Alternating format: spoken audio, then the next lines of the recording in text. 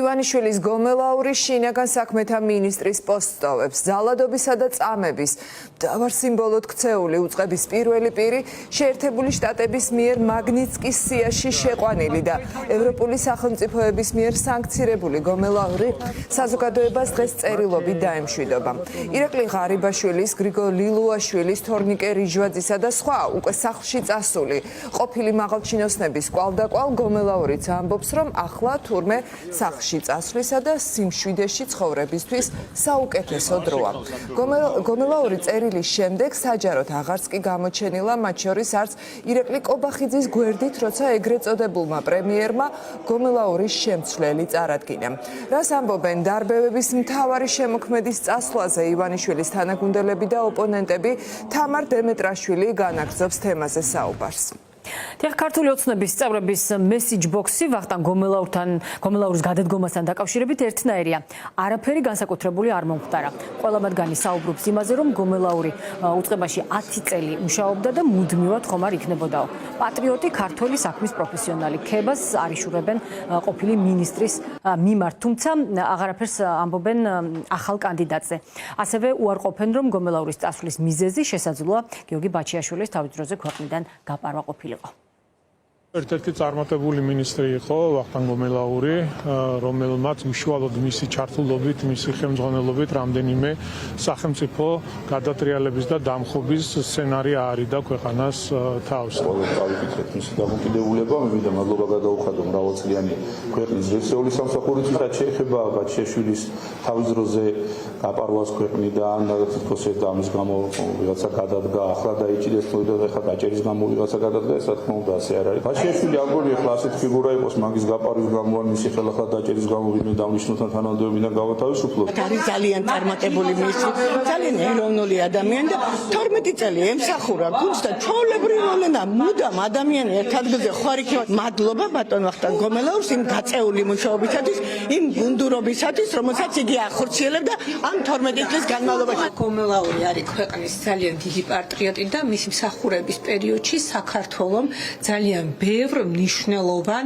საფრთხეს დააღწია თავი. ადამიანს შეიძლება მოუნდეს გარკვეულ პერიოდში სიმშვიდე დასვენება, მით უმეტეს რომ ეხლა საქართველოში ბევრად დაწყნარებული და ბევრად უსაფრთხო გარემოა. 10 წელი იმუშავა ადამიანი. და რატო რამე ლიმიტი არსებობს?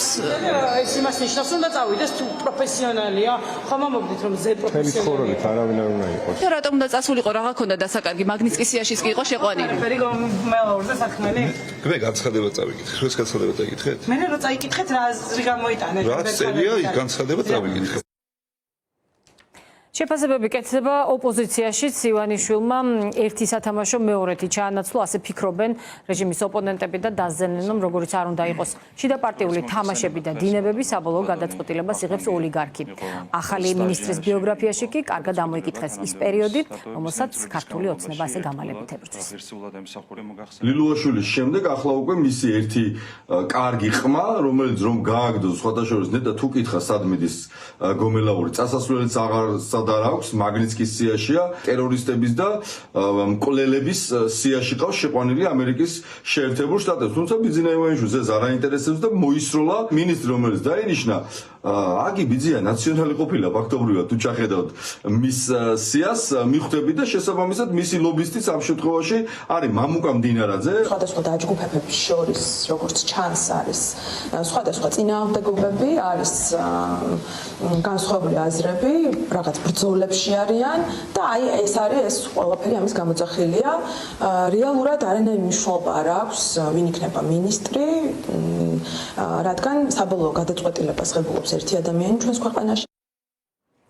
დიდი კოდებით და სანქცირებული ასე მიდის გომელაურის საჯარო სამსახურიდან. ის შეერთებულმა შტატებმა მედიის ოპოზიციისა და საპროტესტო აქციების მონაწილეების მიმართ ძალადობის გამო მაგნიცკის სიაში შეიყვანა, ასევე სანქცირებულია ბრიტანეთის მიერ როგორც ფინანსური, ისე სავიზო შეზღუდვებით. სავიზო და ფინანსური სანქციები დაუწესეს გომელაურს ბალტიის ქვეყნებმაც, რაც შეეხება ქონებას, მის სახელზეა 9 მილიონად შეფასებული სახლი ჭავჭავაძის გამზირზე, მეუღლის სახელზე სახლი ტაბახმელაში, ასევე ნაკვეთები თიანეთის რაიონში. თამარ, მადლობა. თამარ დემეტრაშვილი საუბრობდა პირდაპირ ეთერში. ქართული ოცნების შინაგან საქმეთა მინისტრის პოსტზე კი ვახტანგ გომელაური გელა გელაძემ შეცვალა. გელაძე 2025 წლის 5 აპრილიდან დღემდე სუსის უფროსის მოადგილედ მუშაობდა. 2024 წლის დეკემბრიდან მიმდინარე წლის აპრილამდე კი თავდაცვის მინისტრის მოადგილედ. გელაძე 2023-24 წლებში განათლების მინისტრის მოადგილის პოსტსაც იკავებდა. 2018-23 წლებში კი განათლების სამინისტროს მანდატურის სამსახურს ხელმძღვანელობდა. სწორედ აი ამ პერიოდს უკავშირდება მისი ერთ-ერთი ყველაზე ცნობილი ფოტო, როცა ერთ-ერთ სკოლაში სტუმრობის დროს დაფაზე აი ასეთი შინაარსის წარწერა დაახვედრეს რუსულ ენაზე, რომელიც ქართულად ითარგმნება როგორც ქურდებს სიცოცხლე.